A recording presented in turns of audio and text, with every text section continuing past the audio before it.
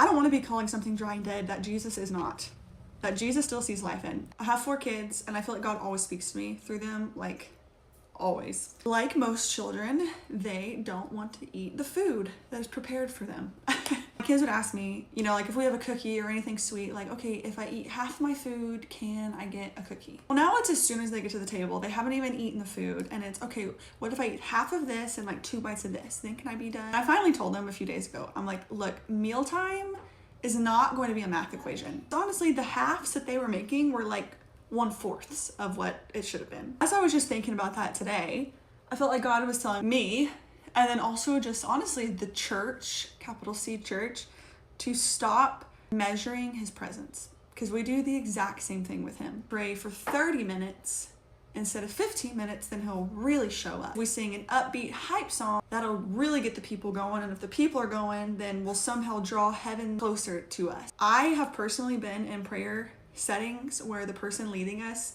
will say something like, come on, give God 10% more. How?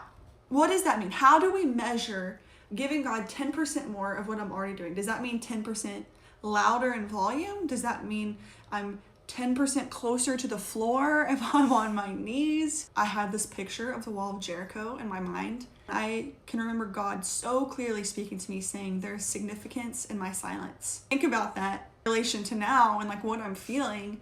And I'm like, man, it is the quiet, consistent steps, the first, 5 days of them walking around the walls of Jericho, that we would have pastors probably say, well, that's dry and dead worship. They're not even talking. They don't have their hands raised. They're not even speaking. They're just lined up.